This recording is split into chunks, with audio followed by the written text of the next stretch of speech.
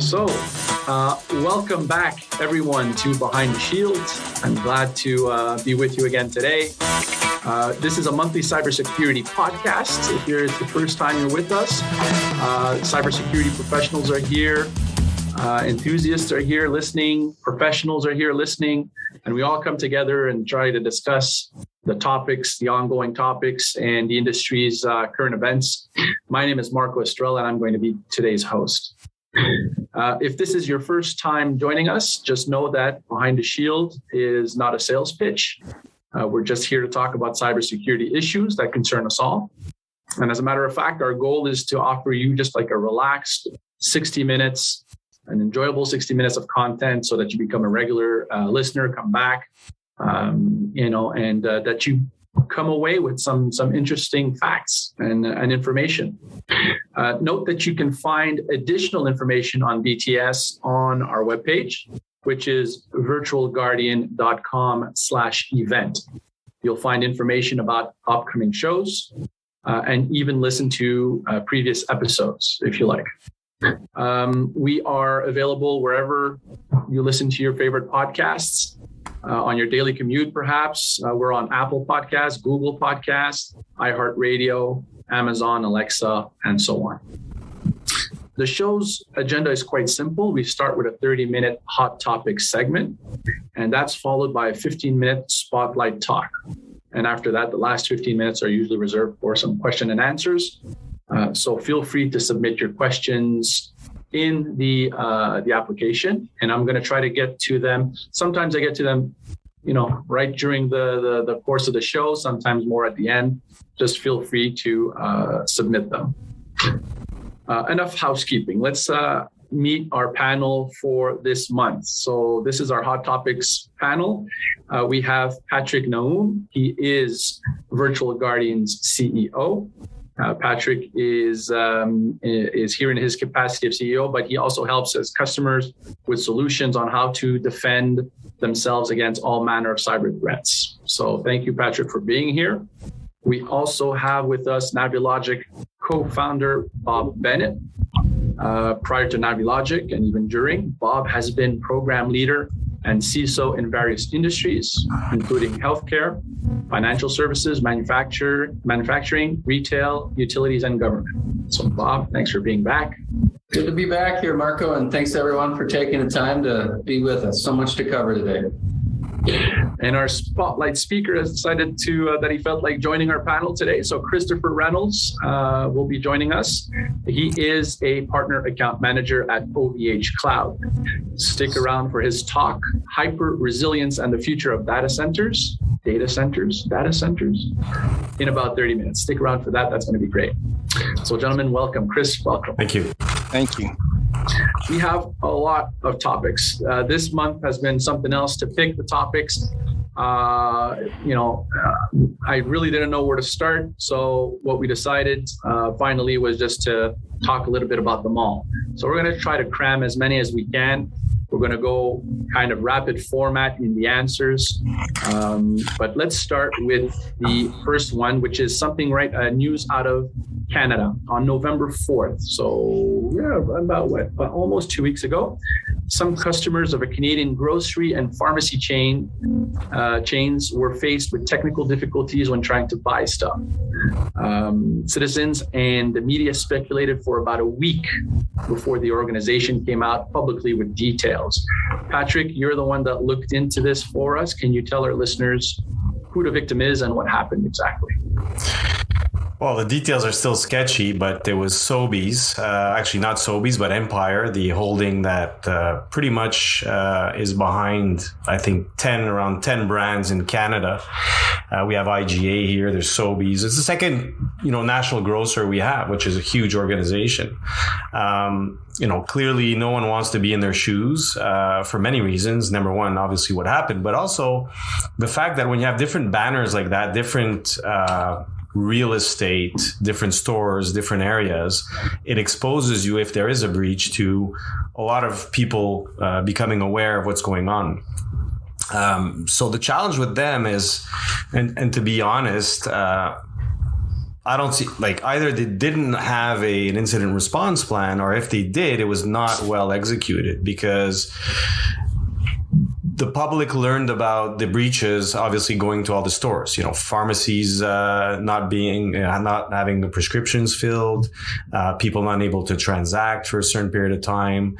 And they kept coming back and saying that although there's disruptions, they were fully operational and everything was under control.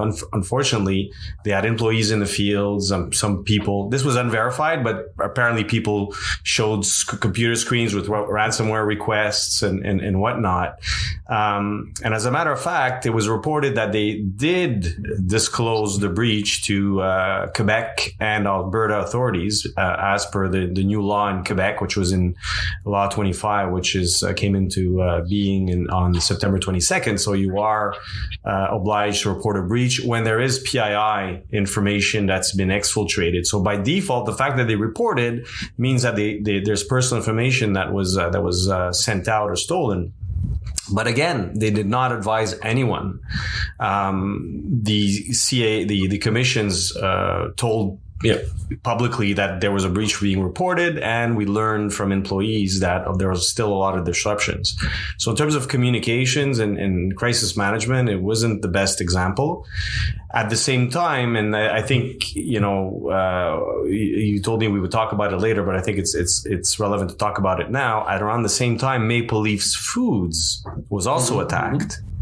Right. And Maple Leafs 48 hours right after. Exactly. And we'll talk about Australia later, but these are not coincidences. But Maple Leafs Foods went out quickly, executed their incident response plan, and reported the breach immediately. I think within a few hours or maybe one day. So you literally have the same or similar events happening.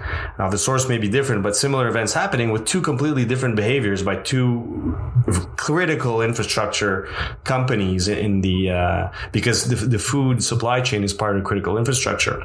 Mm-hmm. And as you know, Maple Leaf is a packager and manufacturer of food products.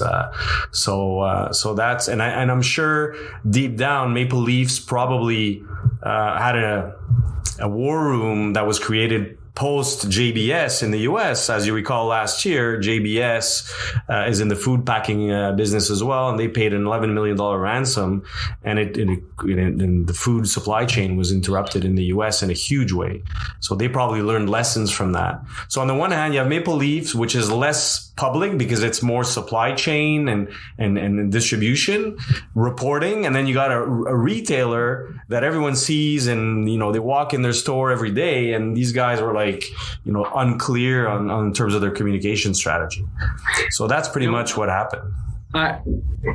What I've seen on this article, on this story, is articles with titles like "What Not to Do." There was a French article, "What Not to Do in Incident Response." So, but I don't think that type of article is going to convince people to go buy their eggs and their bread and their milk elsewhere necessarily. But at the same time, I find that the reputation is tarnished a little bit. Although I wonder at the impact on the bottom line, on the bottom dollar. I don't think that people will decide to go to the competitive brand to do their groceries. Well, we'll see what PII came out. Personal identifiable information, because they reported it. Bob, did you want to chime in? I think it's interesting because we talked about this a lot after one of the initial large breaches in the States, and that is at Target. If everybody remembers that, we all watched their stock price go down and come back up, and we said, well, wait a minute, what's the real impact there? So it's a very interesting dynamic to think of the brand hit that happens, the expense they took on, I think, just to address customers, to address the media and the public so many more times than what it cost them just to address that breach and track down the insurance claim and go back through their providers.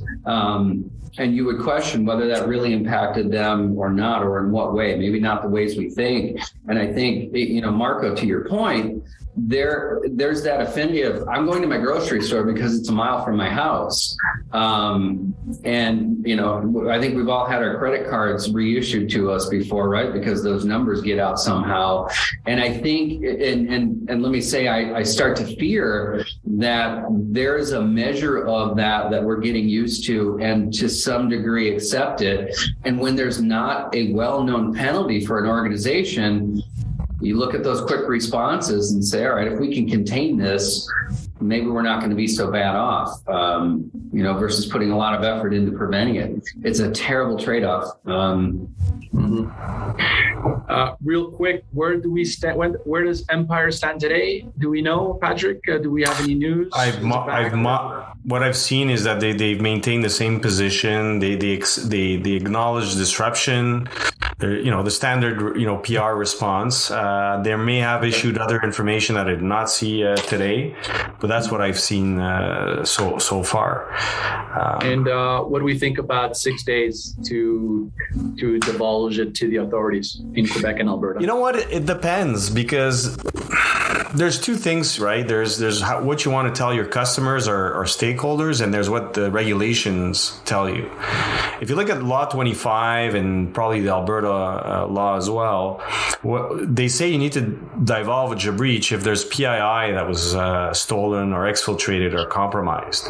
So you still need, as an organization, a certain amount of days to ascertain whether data was stolen or not, right? You can't just go out and start saying, okay, well, we were breached. Because sometimes breaches are, and to Bob's point, they could be contained. You could have the best company with the best plans and still get breached, but you will limit that breach. So why should you go public and affect your stock price when you if you share too early?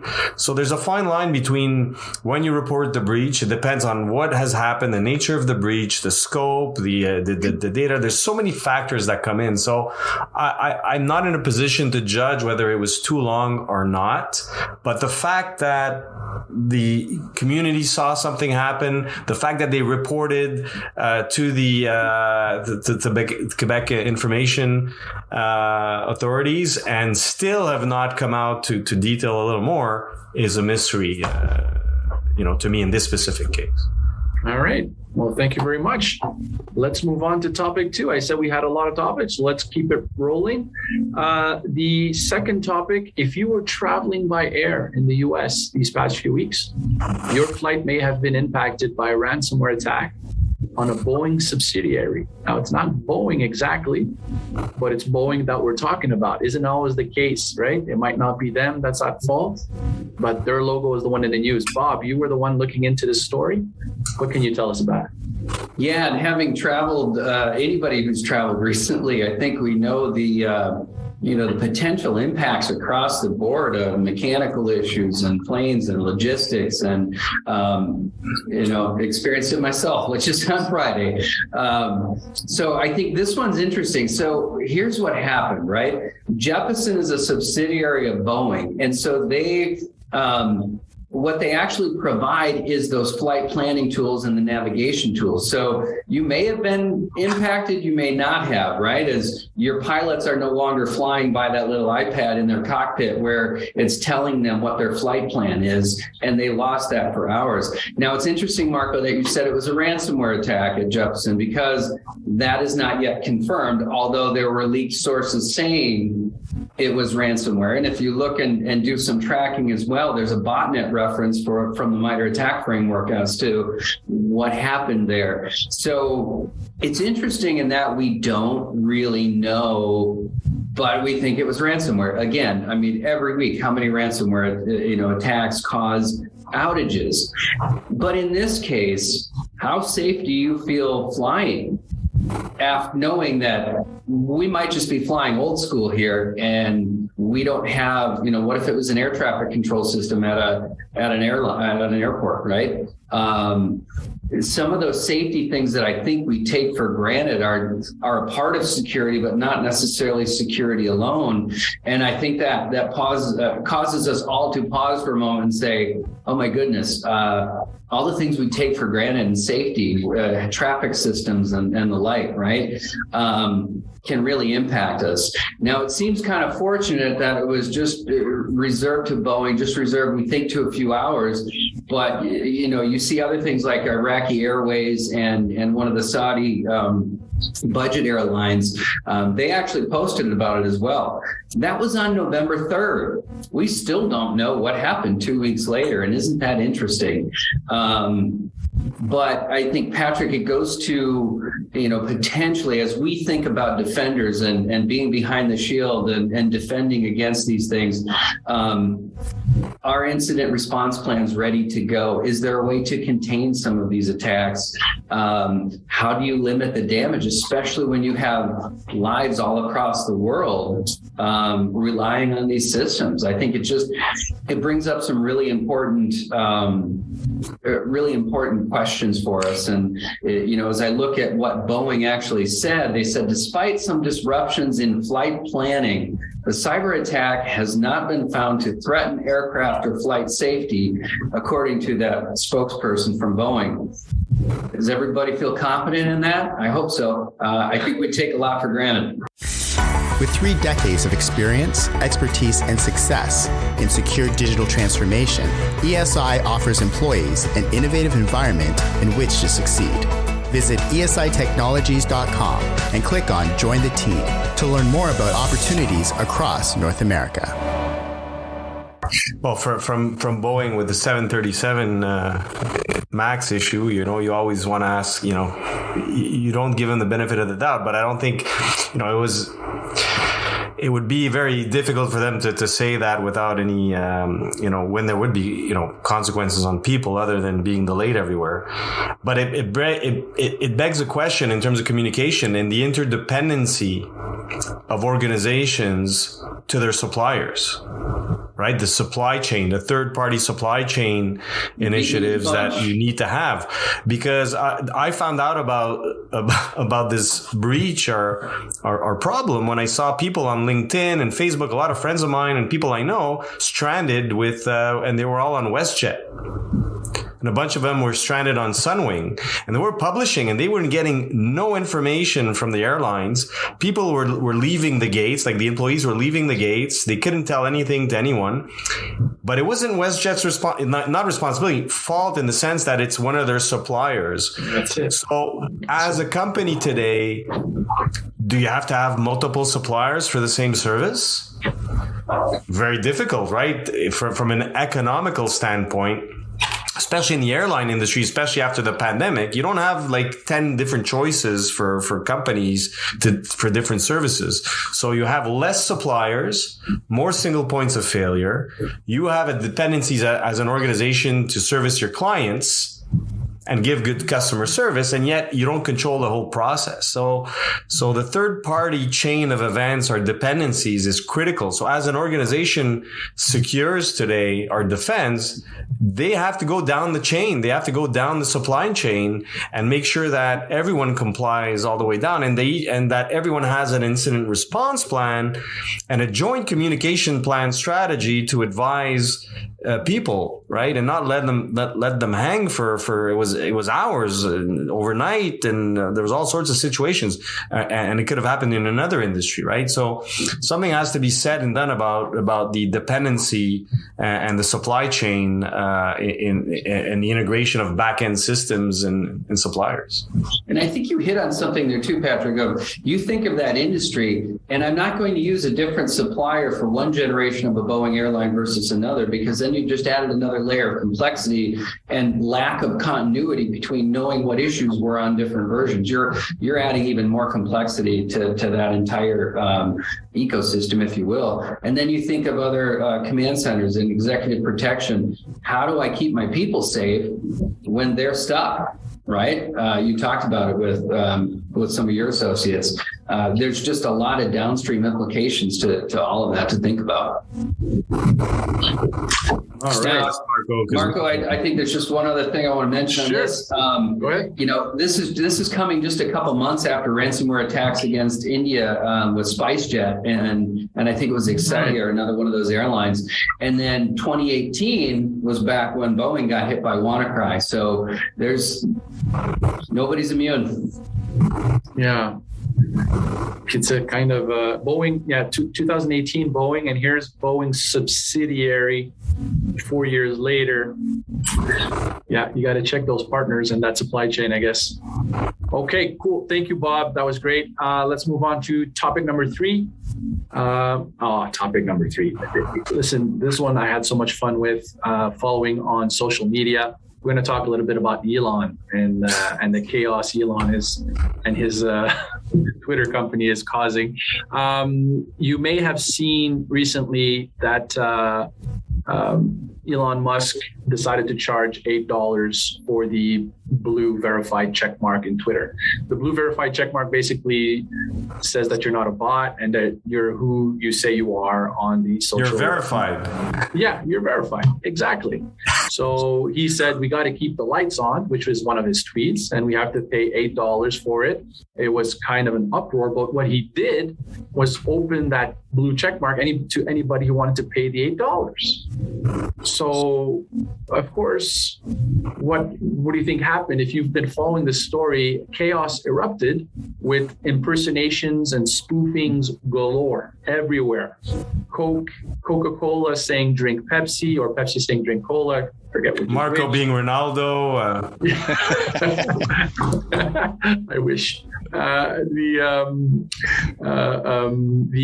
was the other one? There was the Eli Lilly, and Super Mario Nintendo. Oh my goodness, poor kids.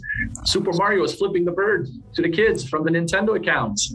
That was awful. And of course, the most egregious, perhaps, example of all, and the one I wanted to bring forward today, was Eli Lilly, the pharmaceutical giant in the U.S., based in Indiana, who tweeted that insulin was going to be free, and they produce insulin. And there was a tweet saying insulin will now be free.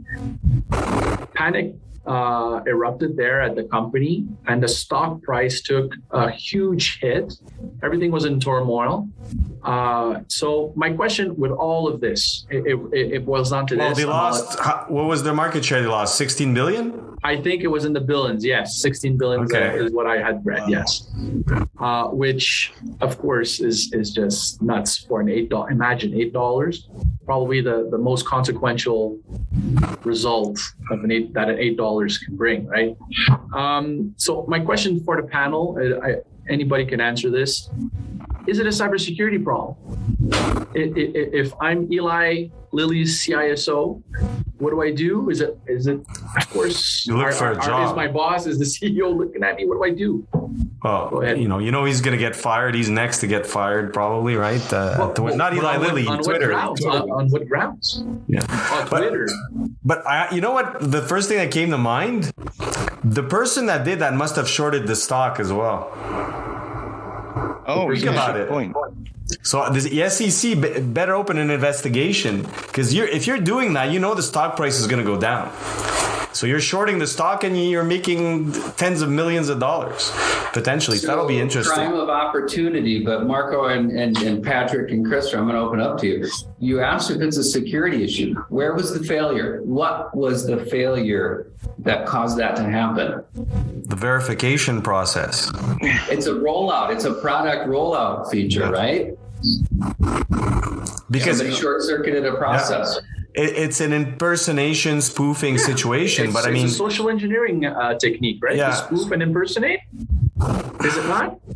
And we're trying to teach and cybersecurity awareness. When I give my trainings, I always talk about people spoofing and impersonating, of course, email, of course, phishing, harpooning, vishing on the phone. So to me, it falls into that category. it's just mind-boggling to be frank. I mean, the thing that shocked me here is that Elon Musk released a product without doing his due diligence effectively, which he usually does, right? In engineering and space and cars. Yes. But he has no choice. But I guess social networks is not mission critical.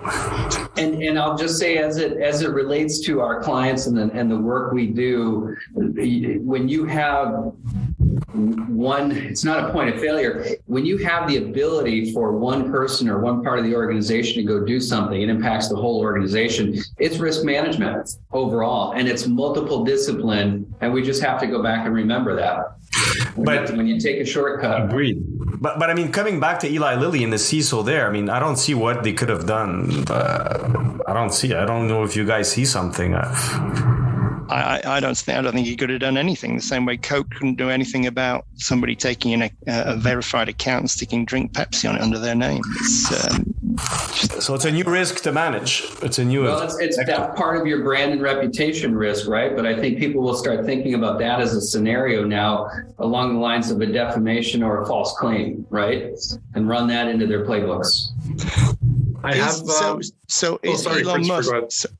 Is Elon Musk responsible for that over $16 billion loss on the stock crash? Well, I'm sure they're gonna get sued for sure. If I'm Eli Lilly, I'm suing.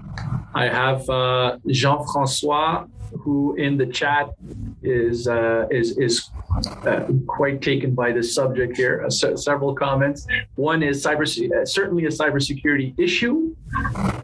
He also mentions that on November 29th, they will retry the blue check mark again, and they're going to make it quotation marks rock solid, as Elon said. And to Christopher's question, is it Elon's fault? Jean-François seems to think, he says, yes, it's Elon's fault. So there you go. Thank you, Jean-François. 100%. We're going to move on to topic 4. Topic 4, which is a big one. Certainly want to spend a little bit of time on this. So this one, we're taking a flight down under. And I don't know what's going on in Australia, but the country is getting slammed. There are, it's just crazy. So the biggest one is the Optus telco breach. So it's their telecom company called Optus, which the breach touched over 40% of the population. So think about that, 40% of the population. People. And then you have Medibank, which is another large recent breach, which had millions of people touched as well. What makes this story a little bit different is that the authorities are actually blaming something. They actually point their finger to something, which is data hoarding. So they're seeing that the companies being touched are keeping data, and the data being leaked is a little bit old. So my question to the panel, do you gentlemen think that data hoarding is an Australia only problem, or is North America also guilty of this, you think? Bob, go ahead, because you see this every day as a CISO in organizations, the challenge of data retention. The challenge of data retention, where it's going, who's got it. And I think in the U.S. it stems, this is again, folks, I like to go to the crux of an issue, right? And in the U.S., Australia, we think of privacy different.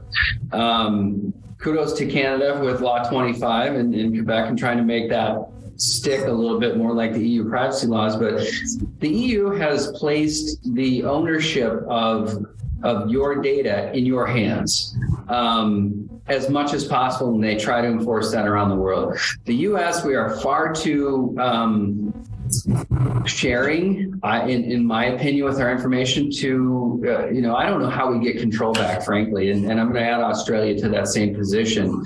And I think, one of the people interviewed in this said, we have no privacy anymore. Well, yeah, we won't if we're not fighting for it, right? And who has that data and enforcing that data to be managed? Now, we all know that's also a very hard thing for our clients. It takes, again, it's an organizational issue. Yes, security may drive it, but it's the business units, it's our legal counsel, it's our HR, and it's our people caring about, finding out where that goes. It's a comprehensive issue that until we start to handle it comprehensively and start taking bites out of it, we can't eat that elephant in the US and Australia the way we're doing it today. That's a challenge. And if you look at the privacy laws, it dates since 1988, before the internet. So they're in the process of revising it now. The Labour parties, starting in March when they were elected, are starting to work on it. But their national security directive years ago was to hoard information, centralize information, but without beefing up and investing in IT. If you look at the quotes I see from the Economist article here, they just said IT was like an expense. So you're consolidating, you're integrating, you're retaining data, but you're not putting the proper mechanisms in place. So you're increasing your threats level and reducing your defense at the same time. And that's the other issue, right? And it's the same thing in organizations. You could be exposed to litigation if you keep data for too long. Because if you have the data, you're liable. So that's a critical area for governments to look into, as well as organizations, in terms of making sure the retention policies are in line. But listen, I mean, and this was within a week. So you had AHM, you mentioned Optus, Woolworths, the biggest retailer, you had Mofo. So literally half of the Australians got their identities stolen. And we're not even talking about the after effects of this. Does your organization qualify to get and keep cyber insurance? Businesses that want a new cyber insurance policy or to renew an existing policy need security controls in place to qualify. Virtual Guardian can assess your eligibility and help you comply cost effectively, improving your security posture and reducing risks to your business. Contact us at 1-800-401-TECH. And I think as you talk about the public sector having that challenge of we provide services, then we added technology, but how do you do that in an integrated way? And then technology changes and you're further behind. That's a real challenge. And now you're right. What that does is it leaves the citizens a little bit out in the cold. It's a bit depressing if you're an Australian. Christopher has a comment. Just a point. I think to an extent, we're saving more data than we need to as well, because we're building data lakes at the moment, right? Because of all the data, the more data you have, the more incisive the business and the business ideas that come out of it are. So you build a data lake, you interrogate the data lake, and you extract business information. So people are encouraged to retain data, no matter how old that data is, but they can continue to build the data lake. The bigger the data lake is, the more incisive the information that comes out of it. That's a good point. I think there's people are being encouraged to retain data a little bit more than perhaps they need to build data lakes so they can use machine learning and artificial intelligence to try and extract insights into their business as well. Yeah, and Christopher, to your point, we're doing that, and I think trying to catch up with China. The reason we're doing that is because the more data you have, the more you can train your AI models, right, for all the different mechanisms of that. And so there's a reason behind that, but it's absolutely spot on comment. Thanks for that. Same. I have a comment from our audience. Such a great take on the data lake. We have to strike a balance here, in my humble opinion. So great take, Christopher, on that one. Gentlemen, we are running low on time. So 30 seconds on the fifth topic. I want to get all five in. I just do. In the good news department. The good news department. Yes, we wanted to finish the segment on some good news. So just recently, again, we're coming back to Canada. A Lockbit ransomware mastermind was living among us Canadians in Toronto and was arrested just recently. A Russian-Canadian man known as Mikhail Vasilyev was sitting in his garage in front of his laptop when the police arrested him. Police restrained him before he was able to lock his laptop, according to authorities. That's Any funny. Comments on this, gentlemen? 30 seconds, please. Go ahead, Patrick. Other than it's funny, they were able to catch him red-handed. They saw the list of payouts of Bitcoins and whatnot. I'm not going to spend a lot of time, but remember last month we talked about the guy from Gatineau that was arrested with Net Walker? Mm-hmm. So the FBI, Euro Cybercrime Center, Interpol, Royal Canadian Police, they're coordinating their efforts, and it's paying off. And this case and other cases, they were able to get to these guys through Ukrainian connections, because Ukraine now has opened up because of the war, took more collaboration. So they're gathering data from Ukraine and the rest of Europe to find these guys. And they're leading up the chain. The last thing I want to say on this, which is to me a problem, is that if you look at correctly, they're going to extradite him to the States. Mm-hmm. The main reason is the following. In Canada, he was arrested because he had firearms. He had weapons with him. So that's going to be the charges for Canada, because from a cybercrime perspective, it's a joke. So they're sending him off to the US for the charges on for the cybercrime, because they want to judge him in Canada. So he's getting the worst of both worlds, or the best of both worlds. But it goes to show that legislation has to be updated in Canada to take cybercrime or any financial crime seriously. Because in Canada, financial crime is same. Remember with the Gatineau kid, the Vachon guy? The cyber criminal. He was arrested in Canada, extradited to Tampa, and got 20 years. So he would never have gotten 20 years on cyber. He would have never gotten that year. No. Yeah. Christopher. One quick comment, Marco, if I can. Yeah. I'm just glad we're catching people, right? I'm really curious as to how and why, and I hope that comes out. But Patrick, your point of what I listened to a podcast just a couple of days ago that talked about a real public-private partnership that's been working, certainly from the U.S. government and U.S. corporations supporting the Ukrainian army. They started looking at some of these things, and when they got in there, they're like, wait a minute, we cleaned everything, we're watching, but yet these attacks are still coming. Well, what happened is while the Russians were moving into Ukraine, they would take over those trusted facilities. It's those scenarios you maybe don't think about. I'm going to bring back to risk management and say, you've got to constantly update your models for the situations and be aware of what's working and not. But I hope, I'm glad to see this, and I'm curious as to why, and I hope it comes out, but that's just good news in my book. Excellent.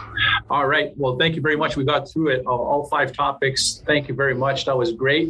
Really like that segment. So we're going to pass the mic over to Christopher. So let's see here.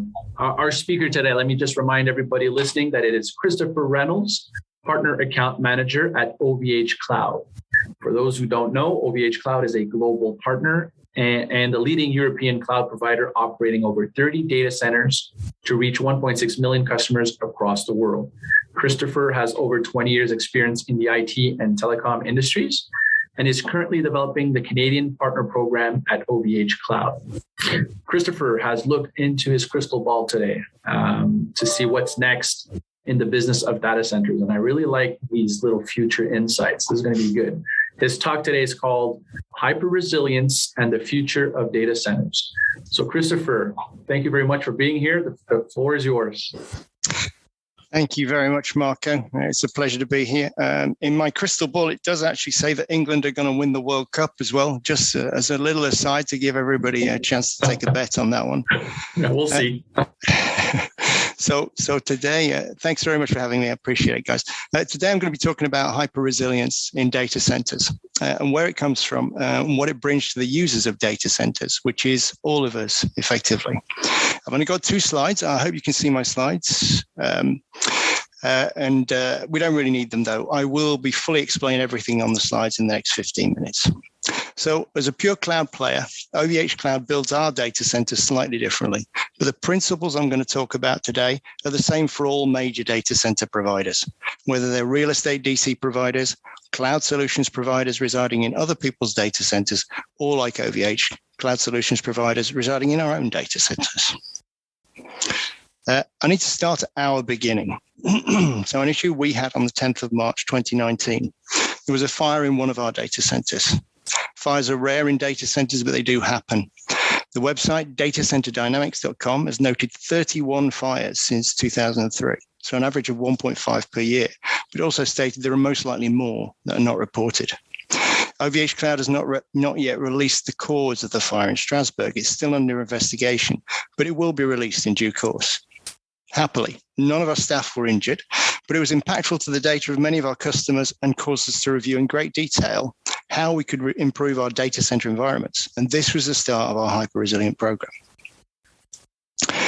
So going forward, we targeted a level of excellence that matches or surpasses industry standards for fire risk prevention and protection, and ensured business continuity plans are certified to ISO 22301. ISO 22301, by the way, is a standard for business continuity management systems that many hyperscalers and data center providers are working towards or have recently become compliant to. So, for example, Equinix in 2017 and Azure as recently as 2022. So what's hyper-resilience to us? So as a very basic measure, service level agreements are offered for all products and are a guarantee of availability of services. To be hyper-resilient, the aim would be to be as close to 100% availability as possible. In the case of a data center, the services offered are compute, storage, connectivity for data on devices hosted in the data center location. So these devices need to be protected to protect the data. And there are three ways that we can enable this as a data center provider. Right. I think I've flipped my slide, so hopefully everyone can see that. But I'm... Christopher, yes, to answer your question, we see the second slide now. Super. Great. So just to describe for everyone, it's three very simple points, and it's the points that I'm going to make right now. So the three ways data center providers can enable people to protect their data. Number one, as a data center provider, we can manage industrial risks and unauthorized physical entry. Okay, so this is our responsibility as a data center provider. And number two, we can provide options to secure solutions and products that were in the data center. So we need to offer the ability for our users to keep their data safe in any event. And thirdly, network and connectivity. Data needs to be able to get in and out of the data center in the event of an incident. So I'll jump onto slide 2 because that's done. Now, the next one, for those who can't see the slide, it's a cross-section of a data center design showing the items that I'm going to talk about in the next few minutes. And this is it. I've only got 2 slides. I made it, I made it as simple as possible. Right, so let's take a look at the 3 points above, starting with the industrial risks and physical security. I'm not going into how data centers protect against the entry of unauthorized people. I think we've all been into data centers in the past year. It's not an easy job getting in, even when you're supposed to be there. There's biometrics, you've got to book ahead most of the time, there's double security doors, there's often physical guards there. Physical security in a data center is a small risk.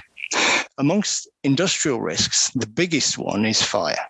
So let's focus on fire protection and suppression because this is the most important thing in a data center. To secure against fire risk, data center providers favor gas extinguishing systems to allow for the quickest restart possible after an incident. So a gas extinguishing is never going to destroy or hamper your service functioning in any way. However, when forced to use water sprinklers, again, which can happen depending on the environment, pre-action systems are used that leave system dry until the main pre-action valve is triggered by the presence of heat, smoke, or flame. Everything depends on the risk situations in the environment, the criticality of the environment, so the appropriate technology can be selected. An example would be in a server room, a container, a double VESDA system installed in compliance with APSAD R7 requirements. Don't worry, I'll come back to that.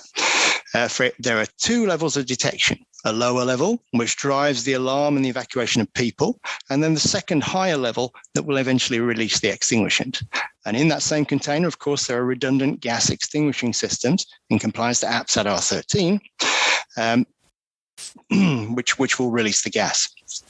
So the VESDA detection system, the acronym is Very Early Smoke Detection Apparatus. It's one that constantly aspirates and samples the air around it. This is just one type of acceptable detection system. There are many across the world. For those of you who haven't heard about APSAD standards are published by the French National Centre for Prevention and Protection. Only business certified by the CNPP can install fire protection systems and issue a certificate of compliance once the installation is complete. It's an industry standard in France, and it's similar to the NFPA in North America. And the reason I go there is because OVHCloud, we're a French headquartered company, so we work to French standards to start with. It should be noted, however, that there are rules and regulations that need to be followed in every country. So it's possible, even with company standards, global standards in place, that no installation is exactly the same. So what else are we doing to minimize risks? So as you can see on the slide, if you can see the slide, compartmentalization is a key aspect of this as well. So we compartmentalize all areas of our data centers and increase fire ratings of all infrastructures. So the walls are 2-hour fire rated concrete where possible. Compartmentalization is a key element of fire protection. We provide duplicate rooms and isolate things like power supplies, UPS, and battery equipment. We put intumescent paint on cable, which in the presence of heat swells to many times of its original thickness, creating a fire-resistant layer that burns much less quickly and may save the cables. We provide double, triple fiber and electrical power arrival on site in different areas of the data center location. We provide corridors around critical areas and an access road surrounding the entire building, allowing full access for the emergency teams. So that's some areas of the physical aspect of hyper-resilience. But what about the rest? What about securing products and solutions and the valuable data that clients maintain in data centers?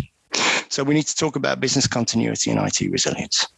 So while data center operators go to great lengths to ensure that a service hosted by them is always available, there are obviously external factors that could interrupt business operations. We've established that fire is one of them. It's a great way to stop a business operation, but there are other risks out of control of DC providers like earthquakes, war, for example. We're seeing one of those in the Ukraine right now, flooding recently in Pakistan and Australia, cyber attacks from our good friends in Russia and North Korea, none of which can be stopped by fire detection and prevention system or a biometric entry door that weighs you on the way in and way out. So despite our best efforts, disasters are still going to happen. In these events, from the perspective of service providers offering solutions out of data centers, that means ensuring that clients are aware of and readily have access to solutions that enable them to set up and operate disaster and backup recovery systems. Some data center providers offer free backup storage on site with certain services, but that only delivers one backup, one version of a backup. Whereas I expect almost everybody on this call and podcast is aware that the backup standard of 3-2-1, 3 copies, 2 types of media, and 1 off-site. Most, if not all, data center and cloud solutions providers offer monthly licensing options for backup and DR solutions like Veeam, Commvault, or Zerto, and there are many other providers that offer similar types of solutions. It also helps to know exactly where your main servers are, so you can set backup and disaster recovery servers geographically somewhere else, and that's not always evident with cloud providers. Also, when we're talking about resilience, there's a lot of talk about availability zones. I'm sure you've all heard. Multiple data centers, typically 3 in the same geographical region, where clients can choose to replicate services across multiple sites. Data centers in an availability zone are interconnected by low latency, usually less than 3 milliseconds round trip, high capacity, redundant private networks. While availability zones do offer great resilient options for clients, they don't come cheap, so the decision to run your operational environment in an availability zone would require a compelling business case. Let's move on to the last piece of hyper-resilience puzzle, the network. In the same way cloud abstracted compute and storage from a physical server, SDN, or software-defined networking, has successfully abstracted the control plane from the data plane of data traffic on a network. Meaning we can quickly implement or change the topography of a network using software rather than reprogramming individual routers and switches independently. Earlier, we mentioned double, triple fiber arrival on site. All data centers are similar, which gives access to many network providers to route services into and out of data centers. So in the unlikely but possible event of a major provider network outage, let's think about Rogers a few months ago, we can reroute our traffic over multiple routes to make sure that the services remain available with SDN very, very quickly. So now we've looked at the resilience piece and hopefully the hyper-resilience piece to try and keep our data safe and our business operations running as a data center provider, but also our customers' business operations operational. What's the future of data centers? So I confess I had some fun looking at this. I can say there's certainly been some wild and wonderful ideas about where and how we build our data centers for various different reasons. And I've got some examples that I want to share with you. So Facebook built a DC in Luleå in Sweden, which was 70 miles from the Arctic Circle. The reasoning is fairly obvious because the ambient temperature up there is going to be pretty cold. So you've got your cooling medium basically surrounding your data center. You've got your hot servers inside, you've got your ambient air outside, and for the majority of the year, you'll be able to just simply pump air in from the outside in to cool your servers. It's going to reduce some of your costs. Microsoft went off in a kind of different tangent. You may have heard of it. They built some mini submersible DCs, data centers, that they dropped into the sea. One off the coast of California for more than 100 days, and another was also submerged off Orkney in northern Scotland for over 2 years. They filled the data centers with nitrogen rather than normal air, and they also found that the actual server failure rate was very much lower than it would be in a normal above-ground data center.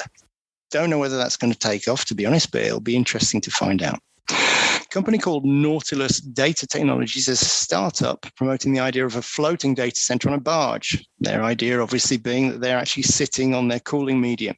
And their cooling medium temperature is always going to be pretty reliable, and there's pretty much an infinite amount of it, seawater, 2/3 of the Earth, in fact, covering.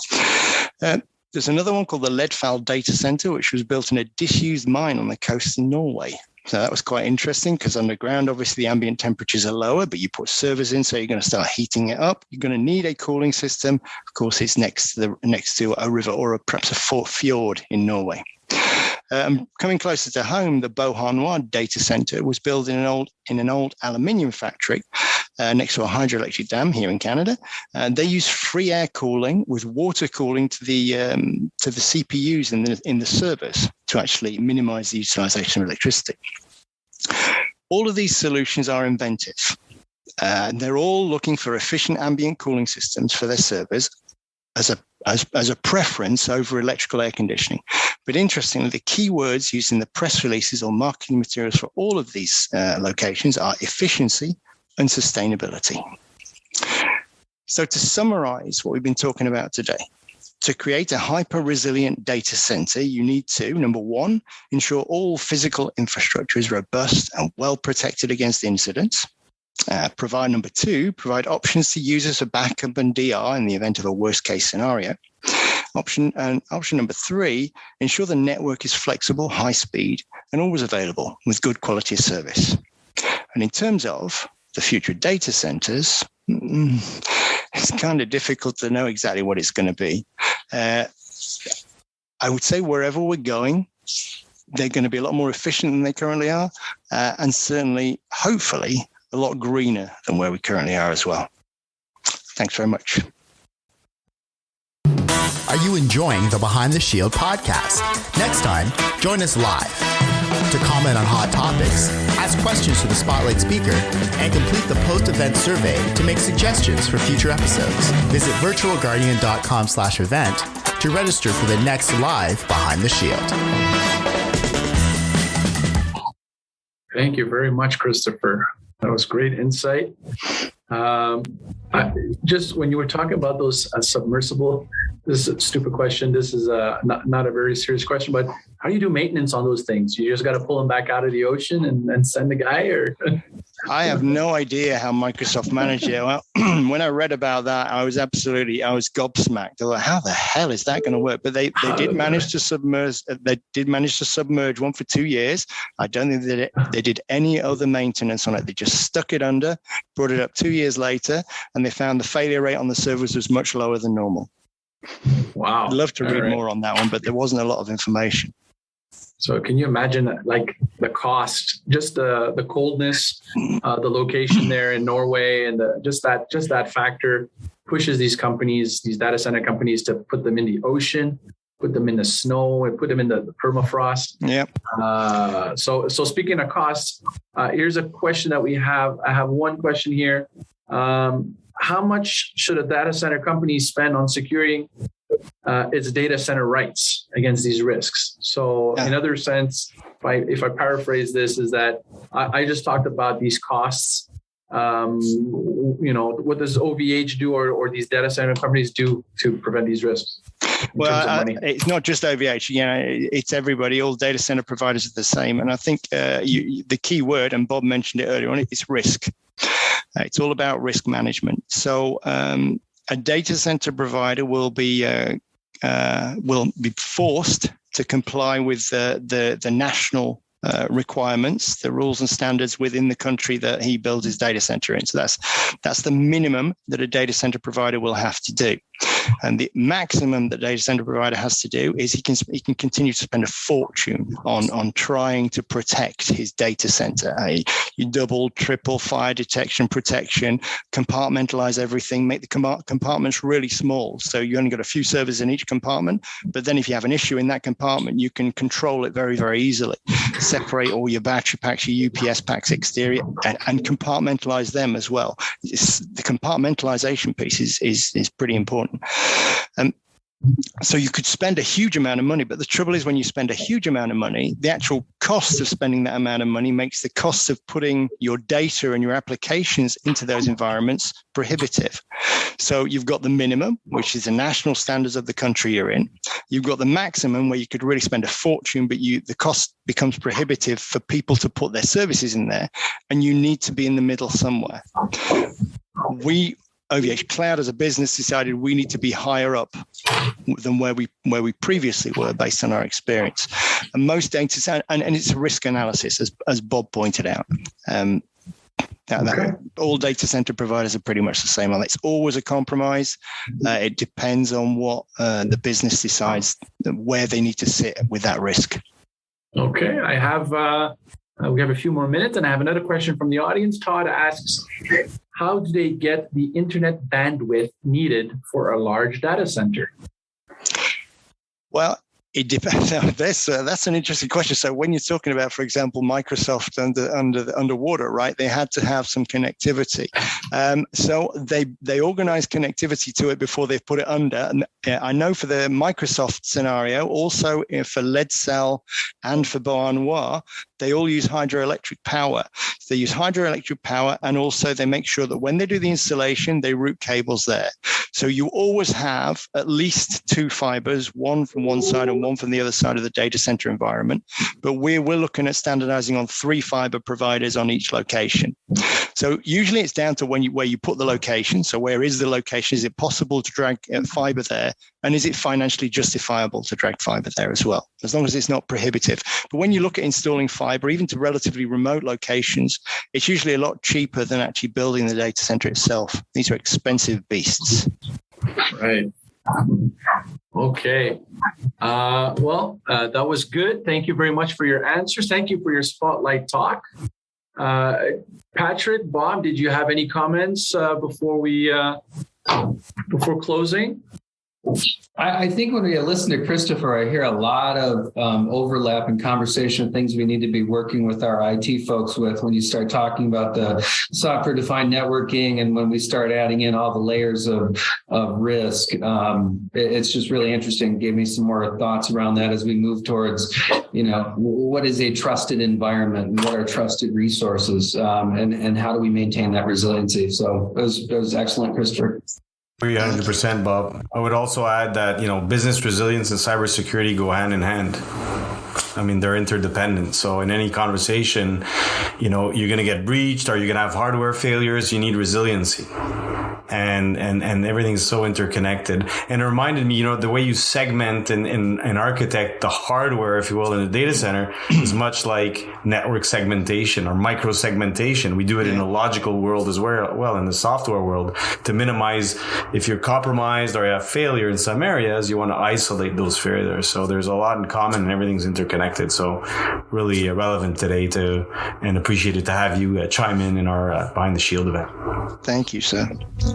Right. Well, thank you, everybody. Thanks for that's all the time we have for questions. If you missed any part of today's events, the show will be made available on most popular podcast services sometime next week. So look out for that. And finally, before we sign off, I want to thank today's Behind the Shield Spotlight sponsor, OVHCloud, Christopher Reynolds, for the presentation. That was excellent. I also want to thank our regular panelists, Bob Bennett and Patrick Naum, for all their insights. Thank you very much, gentlemen. And as well, a big thanks to Jennifer Odo at Master Control Jennifer makes sure everything runs smoothly on the show. So thanks, Jen. And finally, thank you all for attending our show. I hope that you found the last 60 minutes interesting and informative and pertinent. And remember, when you're behind the shield, you're ahead of the game. See you next time. Thanks, everyone. Thank you. Cheers, guys.